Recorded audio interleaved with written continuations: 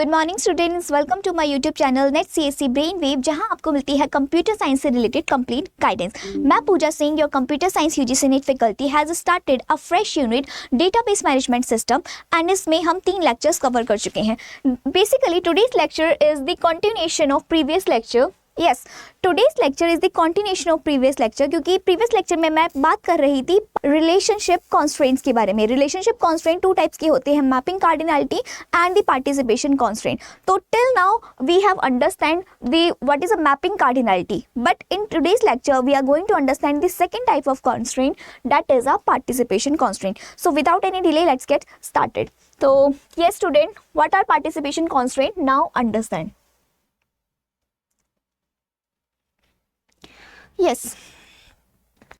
Yes, participation constraints basically बताते हैं कि जो हमारी एंटिटीज़ होती हैं ईआर मॉडल में, वो किस तरह से रिलेशनशिप के साथ पार्टिसिपेट कर रही हैं। Basically are they completely participating, that means are they totally participating in the relationship और they are partially participating in the relationship. That is why participation constraints are of 2 type. First is a total participation, that means an entity can totally participate in the relationship और the entity can partially participate, that means may और may not participate in the relationship. So understand the participation constraint with the help of an example.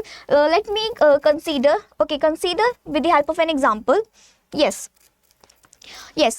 let me take an example of a banking system. Okay, I am taking an example of a banking system.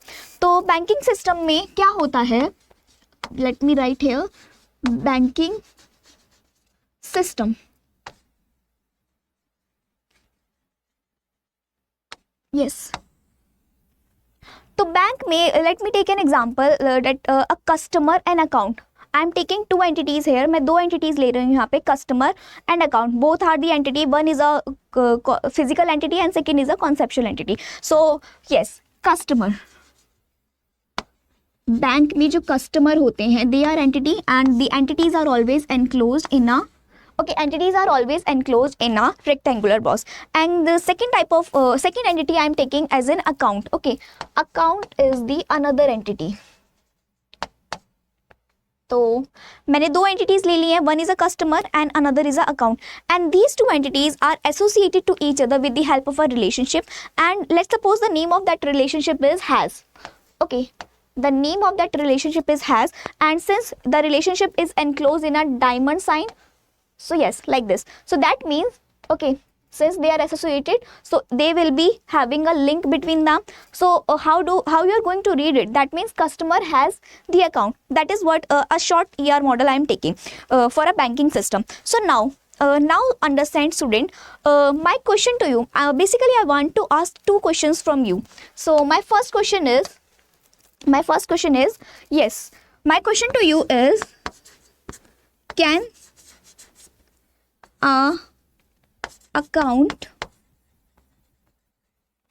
can a account exist without a customer? Please think about it. Can account exist without a customer?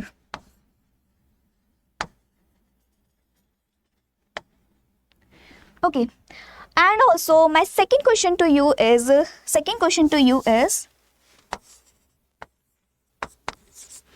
Okay, क्या एक account customer के बिना exist कर सकता है? Similarly on the other hand, क्या कोई customer account के बिना एग्जिस्ट कर सकता है? This 2 question I want to ask from you. Can a customer exist without an account? Please student think about it. It is very simple. Okay, it is a real life scenario. You can easily think about this 2 question. Exist without a account. तो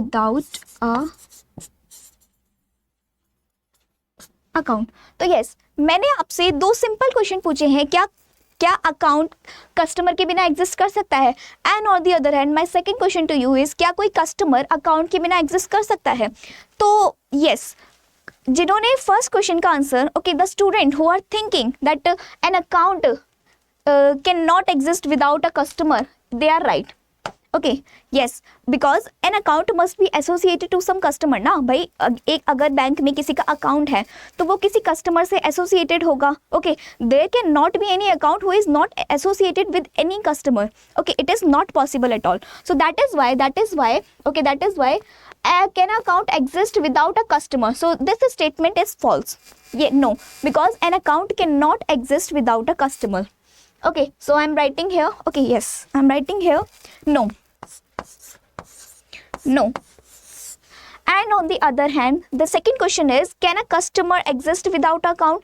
क्या ऐसा possible है कि कोई person customer है bank का पर उसका कोई account नहीं है बैंक में? Is it possible? Yes, it is possible. How? Let me tell you. Okay, yes, it is possible. Okay, yes, it is possible because consider a scenario that जैसे मैं जाती हूँ बैंक में, मैं किसी बैंक में जाती हूँ और मेरा उस बैंक में कोई भी अकाउंट नहीं है। I am just going into the bank for the demand draft. मैं बस डिमांड ड्राफ्ट के थ्रू कुछ ट्रांजेक्शन परफॉर्म करना चाहती हूँ, तो इसलिए मैं बैंक में जाती हूँ। तो उस केस में क्या होगा कि मैं बैंक में गई, मेरा अकाउंट तो नहीं है बैंक में, मैं काउंटर पे जाऊंगी और मैं अपनी प्रॉब्लम बताऊंगी कि I want to create a demand draft. तो उस केस में वो मुझे बोलेंगे, वो मुझे एक फॉर्म फिल करने को देंगे simply, and I will fill that form. और उस केस में वो मुझसे जो भी मुझे अमाउंट पे करना है मैं वो अमाउंट दे दूंगी, फॉर्म भी फिल करके दे दूंगी, एंड इन दिस वे मेरा जो डिमांड ड्राफ्ट है वो रेडी हो जाएगा। That means I can still be a customer of a bank even if I don't have any account. Okay, I hope you are getting my point. That means bank का customer होने के लिए हमें ज़रूरी नहीं है कि उसका अकाउंट हो हमारे पास। I can still be a customer of bank even if I don't have any account. Okay, like for example I give you the example of a demand draft. So that is why this statement is yes. That means yes, a customer can exist without an account. Okay, customer exist कर सकता है account के बिना। So now understand why I am asking you these to question. इन दो question का क्या मतलब है? अब देखिए, मैंने क्या बोला कि अकाउंट जो है कस्टमर के बिना एग्जिस्ट नहीं कर सकता। That is why since account can not exist without a customer, that means account is totally participating in this relationship, and the type of participation will be total. That means account is total participation. Yes, account totally participate कर रहा है इस relation में, where as on the other hand customer is partially participating in this account. Okay, customer is partially participating in this relationship. Okay, how? Because yes, and it will be shown with the help of a single line. Okay, this is a partial participation. Okay, total participation को हम double line से represent करते हैं और single line से हम partial participation को represent करते हैं। That means customer can have an account और may not have an account. Okay, both are correct. So now I hope you understand what is a total participation and what is a partial participation with the help of this example. Similarly, you can consider one more example. Okay, consider one more example of a bank again. Okay, suppose a customer, okay, there is an entity customer and another entity is a loan. Okay, another entity is a loan, and these two entities are associated to each other. Okay, and the name of that relationship is, suppose customer borrow a loan. Okay, and अब देखिए, इसमें मैं अगर वही बिल्कुल same वैसा case है जैसे कि क्या कोई कस्टमर लोन के बिना एग्जिस्ट कर सकता है? ऑब्वियसली कर सकता है। जरूरी थोड़ी है कि हर कोई कस्टमर लोन लेके बैठा है, लोन भी है ना, जरूरी थोड़ी है कि हर कोई कस्टमर लोन लेके बैठा है बैंक से।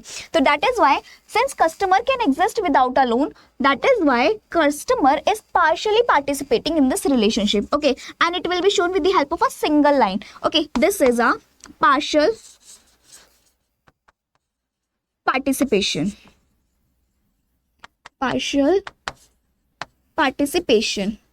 Okay, whereas on the other hand, loan, is it possible that a loan is existing without any customer? That means there is some loan who is not associated with any customer. Is it possible? No, it is not possible. अगर भाई किसी ने loan लिया है वो किसी customer ने ही तो लिया होगा। That is why loan is totally participating in this relationship, and it will be shown with the help of this double line. Okay, this is what? This is the total participation. This is the total participation. Okay, तो ये हो गया आपका second example. I hope now you clearly understand what is a total and what is a partial participation.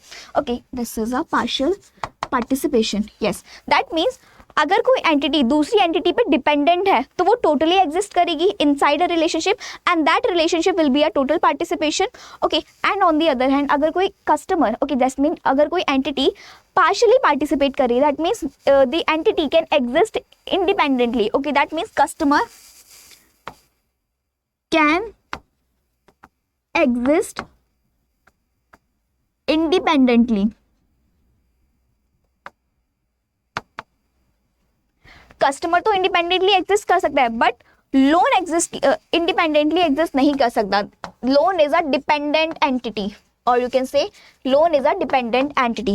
So I hope you understand. Okay, that's what is written here as you can see. Okay, that's what is sorry yes. Okay, that's what is written here. Okay, you can read it. Okay, total participation, जब कोई entity totally participate कर रही है inside a relationship, it will be having a total participation and it will be shown with the help of a double line. Okay, it will be shown with the help of double line, whereas partial participation, the entity may or may not participate in the relationship and it is shown with the help of a single line. Now understand the second type of.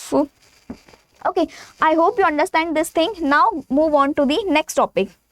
Okay, so yes, one more example is there, that means a course and a student. Okay, student cannot exist without a course, but a course can exist without a student. That is why this is a what? This is a total participation and this is a partial participation. So moving ahead, now understand what are weak and strong entities. Now understand the concept of weak and strong entity with the help of an example. So weak और strong entities क्या होती हैं? yes, तो now understand what are weak and strong entity. देखिए बच्चे, weak entities और strong entities में बस एक सिंपल सा फर्क ये है कि जो weak entities होती हैं उनके पास enough attributes नहीं होते to form a primary key. Okay, what I am saying that weak entity. Okay, what is a weak entity? Weak entity do not have, okay, they do not have enough attribute to form a primary key. Don't have enough attribute, don't have enough attribute to form a primary key, to form a primary key. And what is a primary key student? Primary key अभी वैसे मैंने आपको keys का concept नहीं पढ़ाया, but for now you can understand that primary keys is basically using a primary key you can identify all the corresponding details of the entity. For example, okay, जैसे कि आप सिंस यू आर स्टूडेंट तो आप के लिए एक example देती हूँ. जैसे कि फ्रॉम योर यूनिवर्सिटी, ओके, आपको यूनिवर्सिटी की तरफ से कोई भी एक एनरोलमेंट नंबर या रजिस्ट्रेशन नंबर या कोई रोल नंबर दिया गया होगा and from that ID, okay, from that unique number all the corresponding details can be fetched. Okay, that's what the primary key is. That means some attribute, using an attribute by which we can uniquely determine all the corresponding details of a customer, of a student or an employee. So that is what a primary key is. Okay, using a primary key you can uniquely identify each record inside a table. Okay, what is a primary key that we are going to understand in the upcoming lecture, but for now just understand कि primary key की help से हम सारी corresponding details हम fetch कर सकते हैं of any entity. So that means what is a weak entity? Weak entity की अपनी कोई primary key नहीं होती. Okay, they do not have enough attribute to form a primary key. Whereas what is a strong entity? Now what is a strong entity? You must have guessed what is a strong entity. Strong entities के पास अपनी enough attribute होते हैं to form a primary key. So strong entity has enough attribute to form a primary key. Yes student, तो understand what are strong and weak entities with the help of an example. Okay, मज़ा आएगा, example से समझते हैं. तो let's okay, company का example लेते हो. Suppose yes an employee. Okay, एक एम्प्लॉय इज अ एंटिटी. तो इसको मैं एक रेक्टेंगुलर बॉक्स में रिप्रेजेंट करूंगी. Always an entity is represented in a rectangular box. So now अब एम्प्लॉयज़ की कुछ एट्रीब्यूट्स भी तो होंगे जो कि डिफाइन करेंगे of an employee. So what can be the attributes. Okay, क्या डिटेल्स हो सकती हैं एम्प्लॉय की. Okay, first the employee ID. Okay, अब एम्प्लॉय कंपनी में काम कर रहा है तो उसकी एम्प्लॉय आईडी तो ज़रूर होगी. एम्प्लॉय का नेम स्टोर होगा, एम्प्लॉय का नेम होगा. Okay, and suppose the date of birth of the employee. Okay, the department of the employee. These are few of the attributes of the employee. Okay, these are few of the attributes of the employee. So अब समझते हैं कि since employee के पास एक ऐसा attribute है. Okay, ऐसा की एट्रीब्यूट है. As you can see here, employee के पास एक की एट्रीब्यूट है, employee ID. Okay, since it is a key attribute तो मैं since it is a key attribute तो मैं इसको एक फर्म लाइन से रिप्रेजेंट कर सकती हूँ. जो भी की एट्रीब्यूट होते हैं वो हमारे ऐसे फर्म अंडरलाइन से रिप्रेजेंट करे जा सकते हैं. तो दैट मीन्स ये जो एम्प्लॉय आईडी है, this is your primary key. Okay, using the employee ID मैं एम्प्लॉय की सारी ही डिटेल्स फेच कर सकती हूँ, चाहे फिर उसका वो नेम हो, डेट ऑफ बर्थ हो, डिपार्टमेंट हो, okay, salary of the employee, okay, other details, okay, address of the employee. इन डिटेल्स को मैं यूजिंग एम्प्लॉय आईडी फेच कर सकती हूँ. So since employee is having a primary key, so that is why employee is what, employee is your strong entity.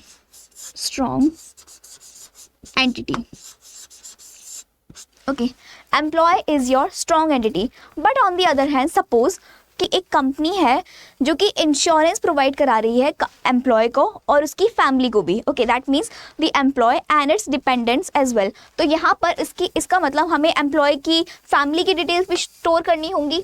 Okay, family की details भी store करनी होंगी. तो सपोज एक और एंटिटी है मेरे पास. Okay, and the name of this entity is suppose employees family. Okay, I can write it as like employee family.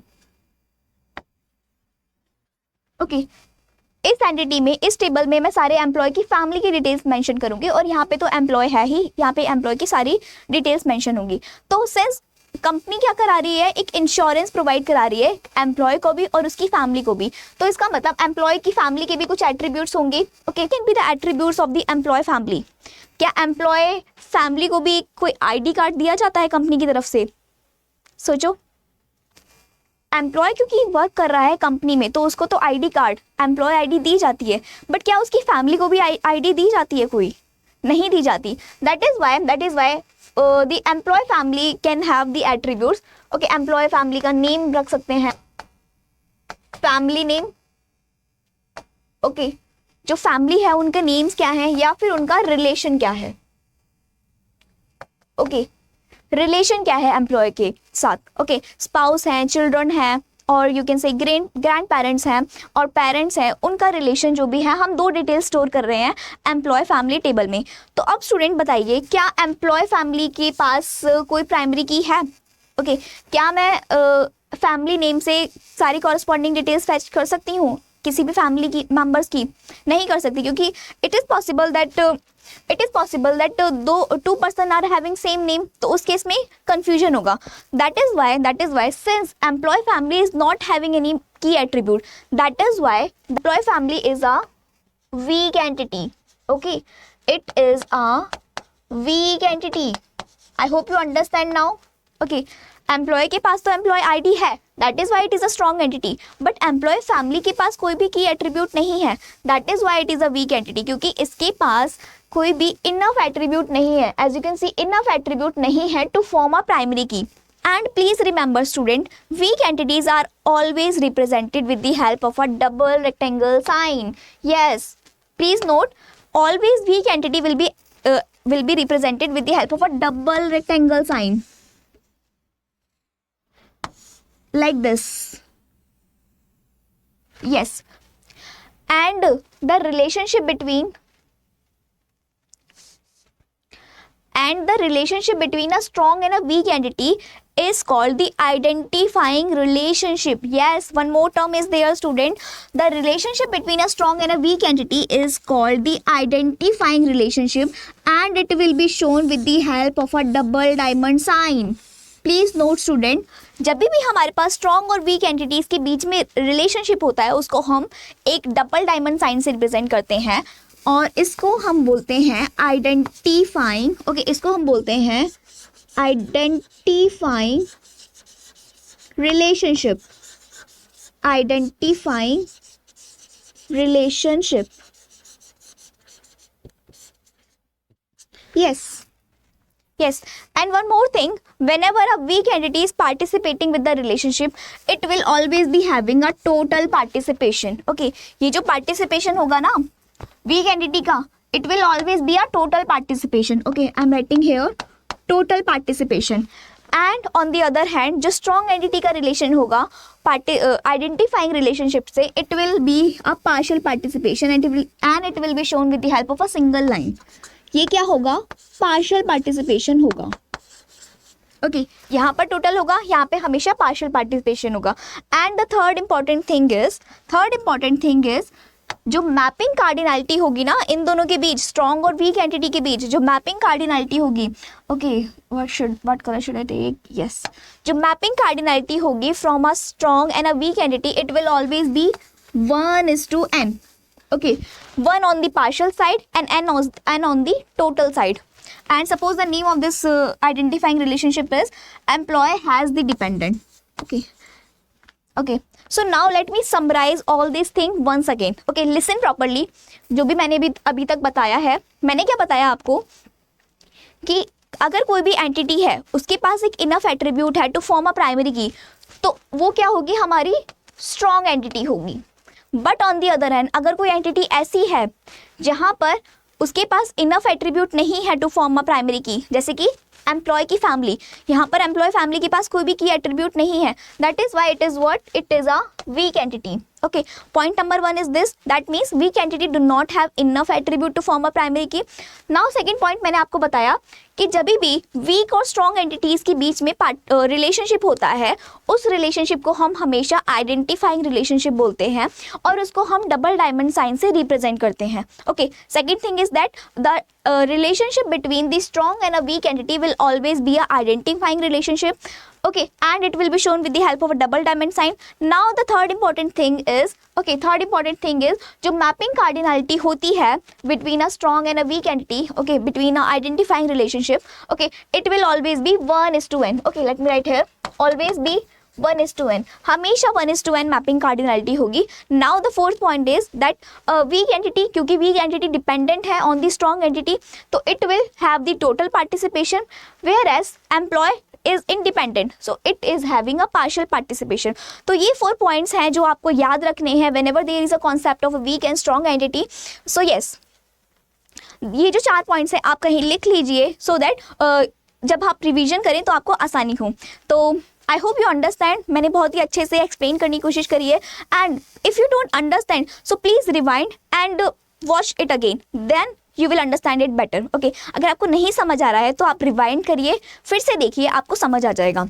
So and yes, strong entity को हम कभी कभी ओनर एंटिटी भी कह देते हैं. One more term is there that strong entity को हम कभी कभी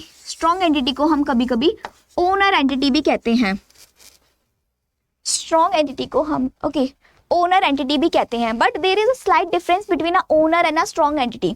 what is that different? Now understand. So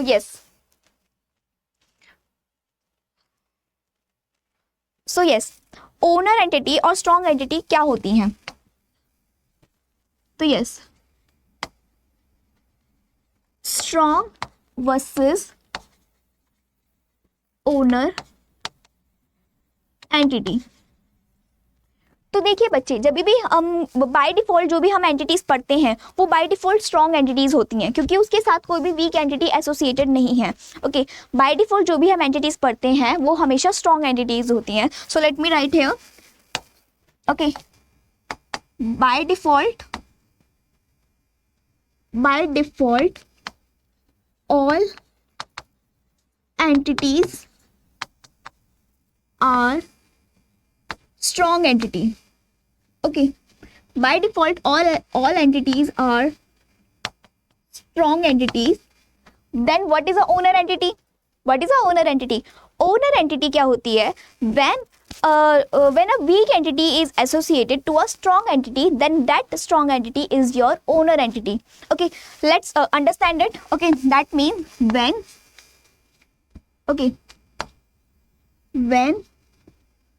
a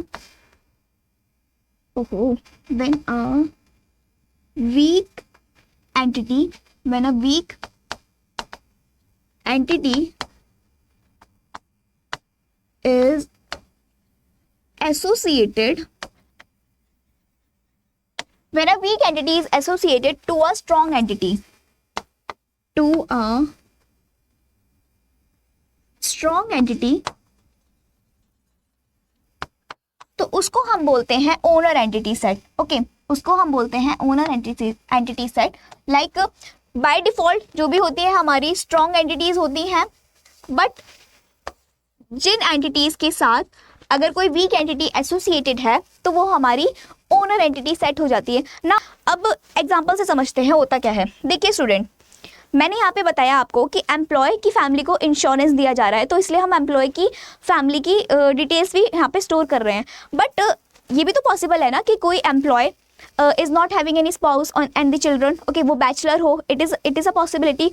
So in that case employee is not having any dependent, okay,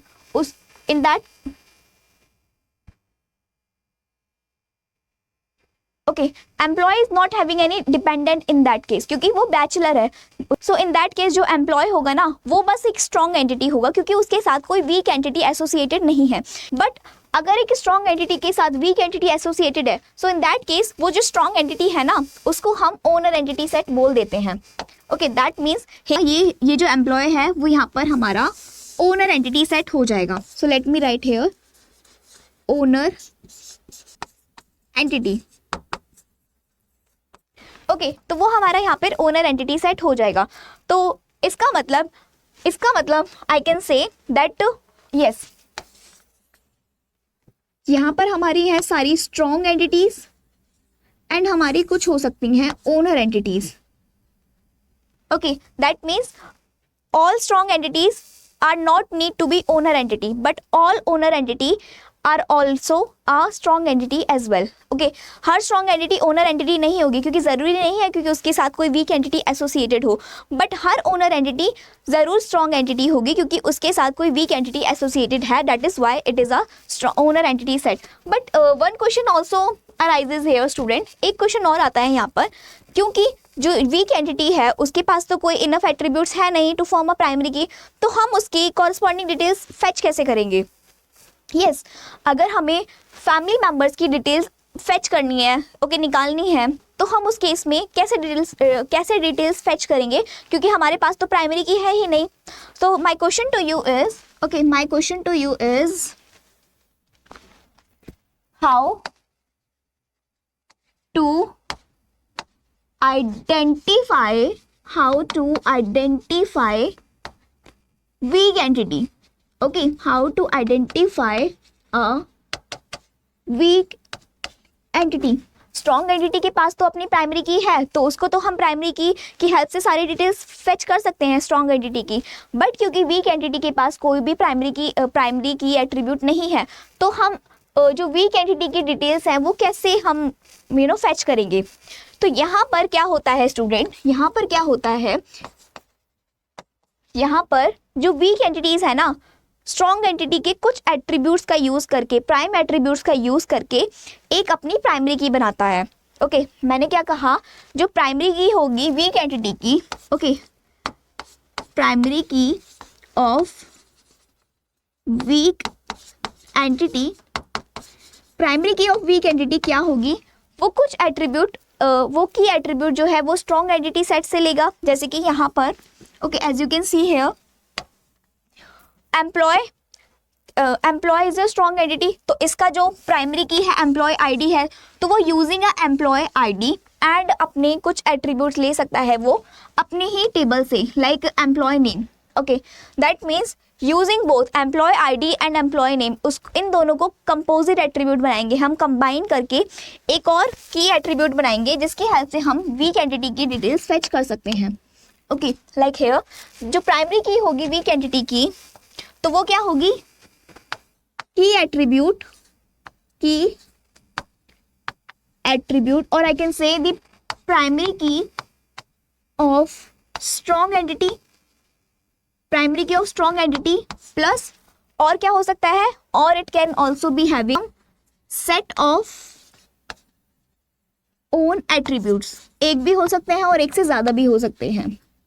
okay, so that means you can से जो strong entity की primary की थी वो एम्प्लॉय आईडी थी, एम्प्लॉय आईडी, एंड जो कुछ attributes मैं वीक एंटिटी से ले रही हूँ। ओके, कुछ एट्रीब्यूट्स लाइक यहाँ पे तो मैंने अभी 2 एट्रीब्यूट्स मेंशन करे हैं, तो क्या मैं फैमिली मेंबर का नेम ले सकती हूँ या रिलेशन ले सकती हूँ या फिर दोनों भी ले सकती हूँ। Okay, that's up to me. Okay, तो दैट मीन्स यस, तो प्राइमरी की से, स्ट्रॉन्ग एंटिटी से मैंने प्राइमरी की ले ली एम्प्लॉय आईडी, और कुछ एट्रीब्यूट्स वीक एंटिटी के ले लिए लाइक फैमिली मेंबर्स का नेम। तो अब इन दोनों का यूज़ करके, इन दोनों का यूज़ करके मैं एक कंपोजिट एट्रीब्यूट बना रही हूँ। मैं एक कंपोजिट एट्रीब्यूट बना रही हूँ, और ये जो हो गई अब मेरी क्या हो गई, primary key of a weak entity. ये क्या हो गई अब मेरी primary key of a weak entity. And ये स्टूडेंट, जो हम एट्रीब्यूट्स लेते हैं ना, सेट ऑफ वीक एंटिटी के जो भी हम एट्रीब्यूट्स लेते हैं, हम उसको बोलते हैं डिस्क्रिमिनेटर एट्रीब्यूट, डिस्क्रिमिनेटर एट्रीब्यूट। और इसका एक और नाम है डिस्क्रिमिनेटर एट्रीब्यूट बोल सकते हैं, या फिर आप बोल सकते हैं पार्शियल की। इनको मैं बोल सकती हूँ पार्शियल की ऑल्सो। क्वेश्चन आ सकता है व्हाट इज अ पार्शियल की, तो आप लिखेंगे वहां पर, you can answer the partial key are the set of attributes of the weak entity set are the discriminator, और you can say the partial key. So yes, तो with this you can easily identify the weak entity. That means अगर मुझे employ की family की details find करनी है, तो मैं जो एम्प्लॉय की आईडी है उससे और जो फैमिली मेंबर का नेम है उससे, उसकी कंबाइन एक एट्रीब्यूट, उसको मिला के एक एट्रीब्यूट बना के I can calculate the primary key of a weak entity. So with this the weak entity and strong entity concept is completely clear. Okay, that's what is written here. Discriminator क्या होते हैं? Weak entity uses a discriminator, or you can say the partial key along with the primary key of the strong entity to form a full primary key. Discriminator attributes को मिला के और the strong entity set का जो attribute है उसको मिला के हम एक फुल प्राइमरी की बनाएंगे of a weak entity. And also identifying relationship होता है हमेशा वीक और स्ट्रॉन्ग एंटिटी के बीच में, और उसमें हमेशा 1:n मैपिंग कार्डिनलिटी होती है। एक चीज़ और मैंने बताया कि स्ट्रॉन्ग एंटिटी के पास अपनी एक प्राइमरी की होती है, बट वीक एंटिटी के पास अपनी प्राइमरी की नहीं होती। और जो रिलेशनशिप होता है ना, वो वीक एंटिटी का टोटल पार्टिसिपेशन होगा, और वेयर एज स्ट्रॉन्ग एंटिटी का जो होगा वो पार्शियल पार्टिसिपेशन होगा। So with this I hope you understand. मैंने बहुत अच्छे से एक्सप्लेन करने की कोशिश करी है, मैंने बहुत अच्छे से एक्सप्लेन करने की कोशिश करी है student. I hope you understand. So let's move on to the further topics. Yes, so yes, okay, as you can see here owner entity set, because weak entity associated है यहाँ पर, तो इसे that is why it is a owner entity set, and always the mapping cardinality will always be 1:n, और यहाँ पर double line है तो टोटल पार्टिसिपेशन है, यहाँ पर सिंगल लाइन है तो पार्शियल पार्टिसिपेशन है। So yes, now before coming on to some practice question, let me discuss some few more points about the mapping cardinality, जिससे हम ये जो questions है ना easily solve कर पाएंगे। तो questions, yes, देखिए स्टूडेंट्स, हमने मैपिंग कार्डिनलिटी में पढ़ा था, मैपिंग कार्डिनलिटी में हमने 3 टाइप की कार्डिनलिटी पढ़ी थी। ओके, कौन कौन सी थी वो cardinality? 1:n, 1:1, okay, 1:n, and the third is m:n, और 1:n में या फिर आप कह सकते हैं n:1, both are same. Okay, vice versa कह सकते हैं आप एक दूसरे का, बोथ आर सेम। तो अब मैपिंग कार्डिनलिटी पे जो क्वेश्चन बनता है ना, वो आपको इस तरह से क्वेश्चन दिया जाता है कि आपको एक ER मॉडल दे दिया जाएगा, और उसमें आपको पहचानने होते हैं minimum number of attributes. Okay, find, उसमें आपको क्वेश्चन आता है find the, sorry, not the attributes, find the minimum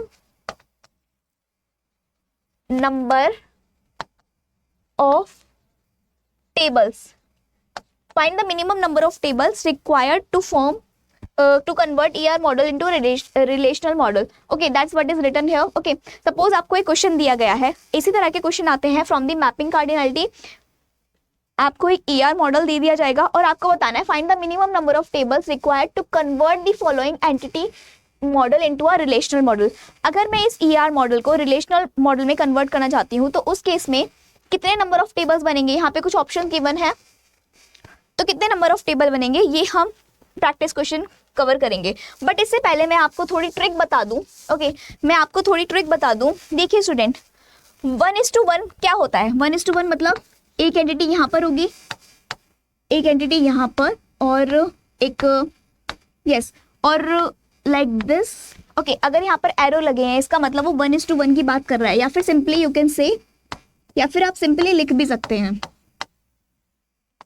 okay, like this. Okay, both are the representation of 1:1 mapping cardinality. अगर एरो लगा है तो उसका मतलब भी 1:1 है, अगर एरो नहीं लगा है और 1:1 लिखा है, मतलब आप लिख के बता रहे हैं कि 1:1 है, तो वो भी 1:1 का है। तो अब देखिए, अगर किसी ER मॉडल में 1:1 मैपिंग कार्डिनलिटी का यूज हो रहा है तो उस केस में स्टूडेंट क्या होता है, सिंपली जो एक टेबल बनेगा वो एंटिटी 1 का बनेगा, दूसरा टेबल बनेगा एंटिटी 2 का बनेगा। तो इस केस में जो नंबर ऑफ टेबल हो गए, ओके, नंबर ऑफ टेबल जो हुए ना वो 2 टेबल्स होंगे ऑलवेज, 2 टेबल्स होंगे ऑलवेज। ओके, सिमिलरली अगर मैं second type of mapping cardinality की बात करूं, सेकंड टाइप मतलब जैसे कि सपोज करिए एंटिटी 1 है और एंटिटी 2 है। ओके, एंड इनके बीच में रिलेशनशिप है, मैपिंग कार्डिनलिटी है 1:n।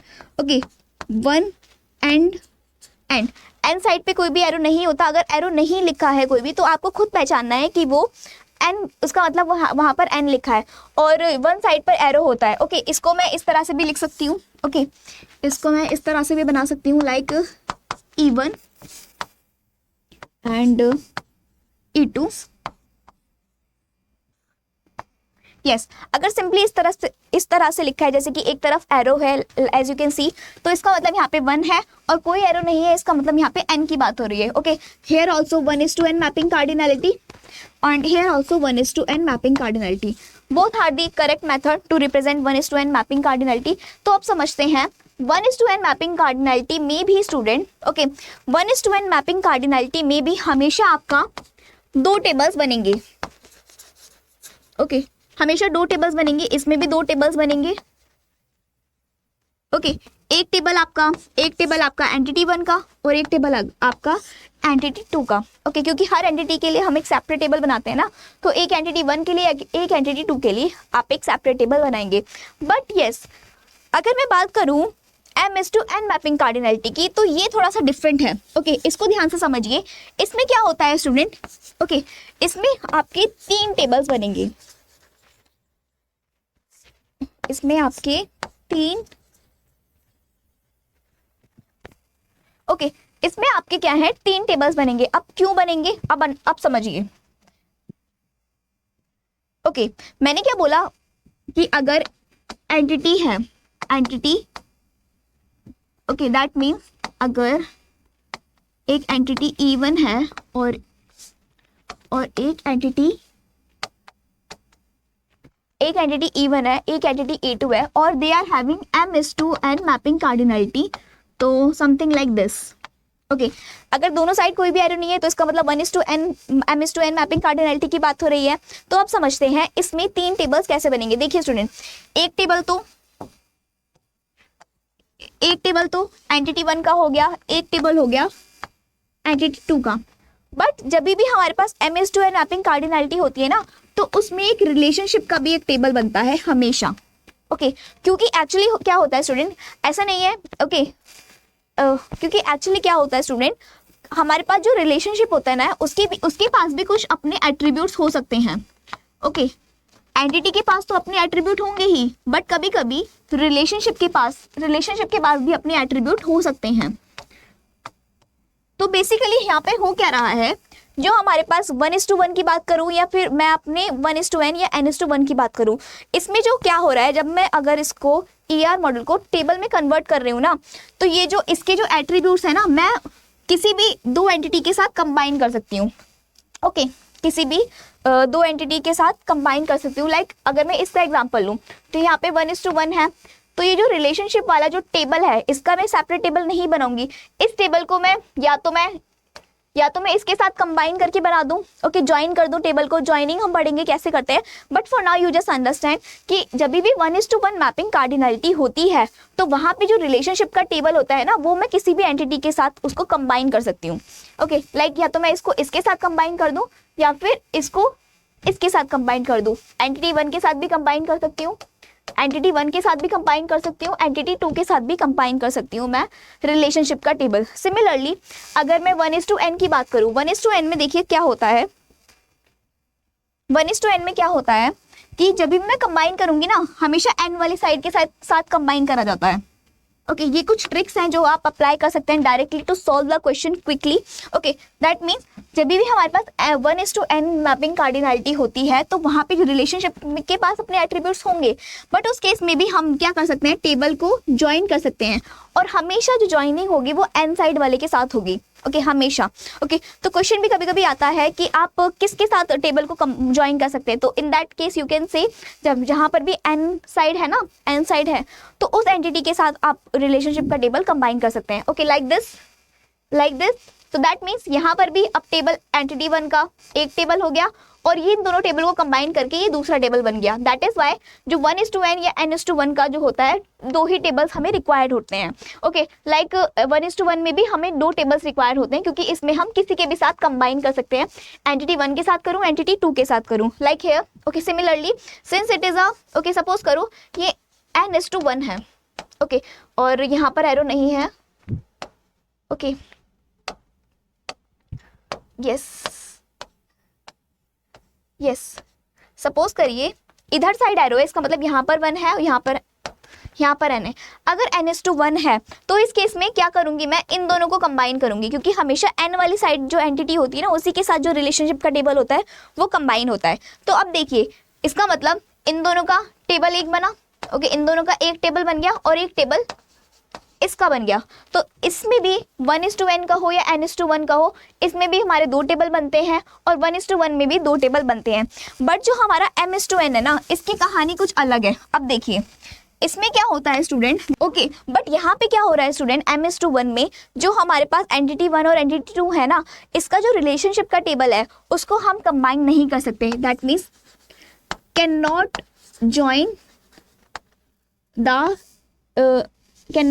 The relationship table. Okay यहाँ पे हम टेबल को, रिलेशनशिप टेबल को ज्वाइन नहीं कर पाते, क्योंकि बोथ साइड ना हम कंफ्यूज हो जाते हैं कि प्राइमरी की किसकी बनाए। Okay that's another concept. Okay but अगर मैं इस कॉन्सेप्ट को समझाऊंगी तो क्लास थोड़ी बड़ी हो जाएगी, बट आपको एक ट्रिक समझनी है कि जब भी हमारे पास 1:1 होता है तो उसमें 2 टेबल बनते हैं, 1:n होता है तो उसमें भी 2 टेबल बनते हैं, बट अगर हमारे पास m:1n है तो उसमें हमेशा 3 टेबल बनते हैं। ओके एक एंटिटी का, ओके एक तो दो टेबल तो एंटिटी 1 एंटिटी 2 के, और एक टेबल बनेगा हमारा रिलेशनशिप का यहाँ पे एक सेपरेट टेबल बनाया जाता है। तो ये बातें आपको ध्यान रखनी है हमेशा। ओके ये बातें आपको ध्यान रखनी है। ओके दैट मीन्स सिंपली 1:1 में 2 टेबल्स बनेंगे। ओके अगर मैं n:1 या 1:n की बात करूं, यहाँ पर भी हमारे 2 टेबल्स बनेंगे। ओके बट यहाँ पे जो टेबल है, रिलेशनशिप का टेबल कंबाइन किसके साथ होगा, ओके रिलेशनशिप टेबल का कंबाइन होगा n वाली साइड के साथ। ओके n वाली साइड के साथ उसको कंबाइन करा जाएगा। Okay but in case of m:n में स्टूडेंट क्या होता है, जो हमारे पास 3 टेबल बनते हैं। ओके इसमें हमारे पास 3 टेबल बनते हैं। रीजन इज कि जो हमारे पास जो रिलेशनशिप का टेबल होता है, it can not be decomposed. Okay इसको हम डीकम्पोज नहीं कर सकते, या यू कैन से इसको हम ज्वाइन नहीं कर सकते, इसको हम डीकम्पोज नहीं कर सकते। इसलिए जो रिलेशनशिप का होता है वो एक सेपरेट टेबल बनता है, जिस वजह से हमेशा m:n में 3 टेबल बनते हैं।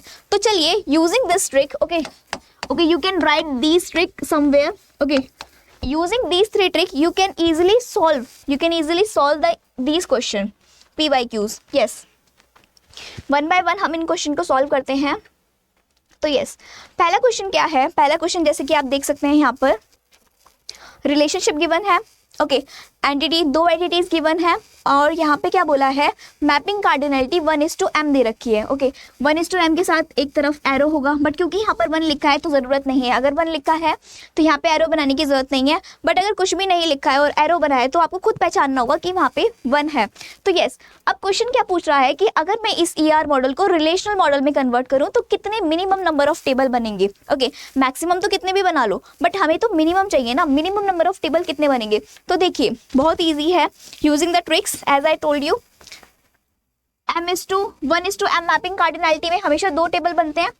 एक टेबल तो इसका हो गया, फर्स्ट एंटिटी का एक टेबल, एक हो गया सेकेंड एंटिटी का एक टेबल। इसमें जो टेबल होता है रिलेशनशिप का वो डिकम्पोज हो जाता है m वाली साइड के साथ। ओके दैट मीन्स अभी तक 2 टेबल हो चुके हैं। And yes student, yes if you notice तो हमारे पास यहाँ पर क्या है, एक मल्टी वैल्यूड एट्रीब्यूट है। तो if you watch my first lecture, okay जहाँ पे मैंने आपको बताया था, शायद फर्स्ट नहीं सेकेंड लेक्चर है, जहाँ पे मैंने आपको बताया था कि जब भी हमारे पास मल्टी वैल्यूड एट्रीब्यूट होते हैं तो उसका एक सेपरेट टेबल बनता है। Yes please remember, I hope you remember कि उसका एक सेपरेट टेबल बनता है ऑलवेज। ओके इसका मतलब एक टेबल R1 का, एक टेबल R2 का और एक टेबल मल्टी वैल्यूड एट्रीब्यूट का। तो यहाँ से हमारे पास टोटल, यस तो यहाँ से हमारे पास टोटल 1 2 3। यस तो इसका मतलब अगर मैं इस ER मॉडल को कन्वर्ट करती हूँ रिलेशनल मॉडल में तो मिनिमम नंबर ऑफ टेबल कितने रिक्वायर्ड होंगे, 3 टेबल रिक्वायर्ड होंगे। ओके अगर मैक्सिमम टेबल की बात करूँ तो अगर मैं रिलेशनशिप का एक और टेबल बनाना चाहूँ, मैं डिकम्पोज नहीं कर रही, मतलब मैं ज्वाइन नहीं करना चाह रही, तो मैं कर सकती हूँ, that's up to me. But क्योंकि मुझे क्या करना है, मुझे तो मेमोरी का स्पेस भी सेव करना है ना, तो मिनिमम नंबर ऑफ टेबल मैं अगर 3 में भी काम चला सकती हूँ। Okay that's what the question is. तो yes I hope you understand. Okay okay I hope you understand. Now let's move on to the next question. Yes अब इस क्वेश्चन में अगर मैं बात करूं तो 2 एंटिटीज गिवन है हमें। Yes as you can see, yes यहाँ पर वीक एंटिटी है, this is a okay this is your weak entity, this is a weak entity क्योंकि डबल रेक्टेंगुलर बॉक्स में है। और ये क्या हो गई फिर, ये हो गई हमारी स्ट्रॉन्ग एंटिटी कहूँ या फिर ओनर एंटिटी कहूँ। ये बेसिकली ओनर एंटिटी है क्योंकि इससे एक वीक एंटिटी एसोसिएटेड है। तो आप समझिए, जैसे कि मैंने आपको बताया था, थर्ड पॉइंट बताया था कि हमेशा जब भी स्ट्रॉन्ग एंटिटी और वीक एंटिटीज के बीच में जो मैपिंग कार्डिनलिटी होती है वो हमेशा क्या होती है वो 1:n मैपिंग कार्डिनलिटी होती है। तो यहाँ पर 1:n मैपिंग कार्डिनलिटी है और आप देख भी सकते हैं बिल्कुल सेम है, आइडेंटिफाइंग रिलेशनशिप है, टोटल पार्टिसिपेशन है, तो इसका मतलब मैपिंग कार्डिनलिटी 1:n है। तो अब समझते हैं इसमें मिनिमम नंबर ऑफ टेबल्स क्या रिक्वायर्ड होंगे। तो देखिए स्टूडेंट, एक टेबल तो एंटिटी 1 का हो गया क्योंकि 1:n मैपिंग कार्डिनलिटी में जो हमारे पास रिलेशनशिप होता है उसको हम क्या कर सकते हैं, डिकम्पोज कर सकते हैं n वाली साइड के साथ। तो एक टेबल इसका हो गया, इसका टेबल बनाने की जरूरत नहीं है, एक टेबल इसका हो गया। ओके 2 टेबल हो गए अब हमारे पास। यस और कोई टेबल बन सकता है क्या, यहाँ पे कोई मल्टी वैल्यूड एट्रीब्यूट है? नो मल्टी वैल्यूड एट्रीब्यूट तो नहीं है, है ना। मल्टी वैल्यूड एट्रीब्यूट इस वाले क्वेश्चन में था, इसमें था तो इसका एक सेपरेट टेबल बनाना पड़ा, बट यहाँ पर कोई भी मल्टी वैल्यूड एट्रीब्यूट नहीं है। तो यहाँ पर इस केस में minimum number of table are simply 2 table बनेंगे। ओके यहाँ पर सिंपली हमारे 2 टेबल बनेंगे। Okay I hope you understand. Yes now let's move on to the third type of question. अब हम इस क्वेश्चन की बात करते हैं। तो इस क्वेश्चन में जैसे कि आप देख सकते हैं यहाँ पे मैपिंग कार्डिनलिटी गिवन नहीं है, आपको खुद ही पहचानना है एरोज की फॉर्म में या सिंपल दिया है। तो यस अगर मैं लिख लेती हूँ पहले फॉर बेटर अंडरस्टैंडिंग। इसका मतलब ये एक एंटिटी है और अगर मैं बात करूँ, शायद यहाँ पर एरो थोड़े गलत बनाए गए हैं, तो सपोज करो ये एरो यहाँ पर है, इस तरह से है।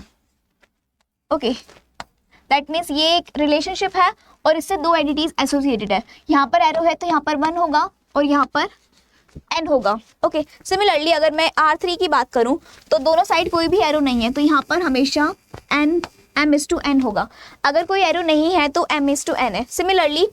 सिमिलरली यहाँ पर भी जो एरो है वो थोड़ा गलत बना दिया गया है, तो यहाँ पर इधर साइड तो 1 होगा क्योंकि एरो बना है और यहाँ पर कोई एरो नहीं है, इसका मतलब ये 1:n मैपिंग कार्डिनलिटी है। तो यहाँ पर एक तरह से थोड़ा नेटवर्क बना रखा है, इस क्वेश्चन को करने में मजा आएगा। तो अब देखिए जब भी इस टाइप का क्वेश्चन हो ना तो आप हमेशा ना m:n वाला पेयर फाइंड करिए। ओके यस आप यहाँ पर क्या m:n वाला पेयर फाइंड करिए। तो m:n वाला पेयर यहाँ पर मिल गया मुझे, देखिए ये जो मेरे पास रिलेशनशिप है और उसके साथ दो एंटिटीज एसोसिएटेड हैं, तो इस तरह से इस तरह से मुझे m/n वाला पेयर मिल गया। और जैसा कि मुझे पता है जब भी मेरे पास m/n मैपिंग कार्डिनलिटी होती है तो उसमें हमें हमेशा 3 टेबल्स बनते हैं। ओके 3 टेबल्स बनते हैं ना, क्योंकि उसमें जो रिलेशनशिप वाला टेबल डिकम्पोज नहीं कर सकते, इसको हम किसी के साथ ज्वाइन नहीं कर सकते। तो अब समझिए ये वाला पार्ट तो सॉल्व हो गया। अब मेरे पास क्या बचा, एक तो ये रिलेशनशिप बचा है और एक ये रिलेशनशिप बचा है। तो अब आपको सिंपली ये करना है कि एंटिटी फाइंड करनी, कितनी एंटिटी बची है। यहाँ पर बस एक एंटिटी बची है मेरी, ये वाली। ओके इस एंटिटी को मैंने अभी तक कवर नहीं किया है, और क्योंकि मुझे पता है कि हर एंटिटी का एक सेपरेट टेबल बनता है, ये सारी चीज़ें मैं शायद लेक्चर नंबर 2 में पढ़ा चुकी हूँ, जहाँ पे मैंने बताया था कि ER मॉडल को रिलेशनल मॉडल में कैसे कन्वर्ट करना है। तो you can watch my lecture number 2, जहाँ पे मैंने बताया है रूल्स। ओके कुछ रूल्स मैं पहले ही बता चुकी हूँ, यहाँ पे मैं बस मैपिंग कार्डिनलिटी वाले रूल्स बताए थे to convert ER model into relational model, क्योंकि उसके लिए मैपिंग कार्डिनलिटी पढ़ना जरूरी था। ओके तो अगर आपको बाकी रूल्स नहीं पता, क्योंकि और भी रूल्स हैं। ओके हर एंटिटी का एक सेपरेट टेबल बनता है, मल्टी वैल्यूड का सेपरेट टेबल बनता है। ओके डिराइव्ड एट्रीब्यूट का कोई भी टेबल नहीं बनता। ओके उसका कोई एट्रीब्यूट नहीं बनता। तो ये सब चीज़ें आप मेरे लेक्चर नंबर 2 से पढ़ सकते हैं, जहाँ पे मैंने अच्छे से सारे रूल्स कवर करे हैं। तो yes coming on to the topic, so that means ये वाला पार्ट तो अब सारा कवर हो चुका है। बट सिंस ये जो एंटिटी है अभी मैंने कवर नहीं करी थी, तो इसका भी एक सेपरेट टेबल बनेगा। ओके इसका भी एक सेपरेट टेबल बनेगा। सो आई थिंक सारी ही चीज़ें मैंने कवर कर ली हैं। तो इसका मतलब कितने टेबल हो गए, एक टेबल ये रहा और 3 टेबल यहाँ पे, टोटल कितने 4 टेबल हो गए। तो इसका आंसर क्या आएगा, 4 आंसर आएगा। इसका मतलब मैं इस ER मॉडल को using a 4 model I can easily convert it. Okay ER model में अगर मैं 4 टेबल की हेल्प से मैं इस ER मॉडल को ईजिली कन्वर्ट कर सकती हूँ। तो now I hope you are enjoying this lecture. Okay, I hope you are enjoying. Okay, now question number 4. अब question number 4 देखते हैं। Yes, इसमें एक्चुअली ना एरो यहाँ पर ना गलत बना रखे हैं। Yes, arrows are something like this. So yes, अब समझते हैं कि इसमें हम क्या करेंगे। देखिए सबसे पहले सिंस मैं यहाँ पे लिख देती हूँ मैपिंग कार्डिनलिटीज, यहाँ पर 1 है, इसका मतलब एरो है, यहाँ पर 1 है, यहाँ पर n है। सिमिलरली अगर यहाँ पे एरो है तो यहाँ पे 1 है और यहाँ पर n है। तो अगर मैं बात करूँ इस वाले पार्ट की, ओके ये कंप्लीट ER मॉडल है, एक तरह से छोटा ER मॉडल है। तो अगर मैं इसकी बात करूँ तो 1:n मैपिंग कार्डिनलिटी है, और जैसे मैंने बताया था 1:n मैपिंग कार्डिनलिटी में हमेशा 2 टेबल बनते हैं, 2 टेबल बनेंगे। Okay 2 tables are required. तो यहाँ इसके तो 2 टेबल बन गए। अब सिंस ये एंटिटी मैंने कवर नहीं करी है, ओके ये एंटिटी मैंने अभी तक कवर नहीं करी है, तो इसका भी एक सेपरेट टेबल बनेगा, क्योंकि हर एक एंटिटी का एक सेपरेट टेबल बनता है। तो विद दिस एक टेबल इसका हुआ और 2 टेबल मैंने यहाँ से कैलकुलेट करे। तो टोटल कितने टेबल हुए, टोटल 2 यहाँ से 1 यहाँ से, तो टोटल 3 टेबल हो गए। तो इसका मतलब इसका आंसर हो गया 3। ओके इसका मतलब अगर इस ER मॉडल को रिलेशनल मॉडल में कन्वर्ट किया जाए तो 3 टेबल्स में हम इसको कन्वर्ट कर सकते हैं। बट अगर मैं रिड्यूस ना करना चाहूँ, ओके तो उस केस में क्या होगा, एक टेबल इसका, एक टेबल इसका, एक टेबल इसका, एक टेबल इसका, एक टेबल इसका, तो टोटल कितने टेबल हो गए, 5 टेबल बनते। अगर हम इस मेथड को अप्लाई नहीं करते हैं तो उस केस में हमें 5 टेबल बनाने पड़ते, which is a very time consuming and also space consuming. Okay हमें स्पेस भी तो बचाना है, हमें तो सारी चीज़ें बचानी है ना, टाइम भी बचाना है, स्पेस भी बचाना है, और कॉम्प्लेक्सिटी भी कम हो गई। ओके जितने ज़्यादा टेबल होंगे उनको ज्वाइन करना और ये सब चीज़ें थोड़ी ओवर हेडिंग हो जाता है। So that is how the things are working. I hope you are getting this in to your mind. So now let's move on to the third. Okay yes, 5th type of question is yes. Okay yes, ये मैं आपको homework में दे रही हूँ students, ये आपका homework question है। आप देखिए, आइडेंटिफाई करिए मैपिंग कार्डिनलिटी को, और यूजिंग द ट्रिक्स जो मैंने बताई हैं कि 1:1 में 2 टेबल बनेंगे, n:1 में भी 2 टेबल बनेंगे, और m:n में 3 टेबल बनेंगे। तो using that trick try to solve this question. Okay और ये आपका होमवर्क क्वेश्चन है, मैं इसको नेक्स्ट लेक्चर में इसका आंसर बताऊंगी। ओके नेक्स्ट लेक्चर में मैं इसका आंसर बताऊंगी। So let's move on to the next topic.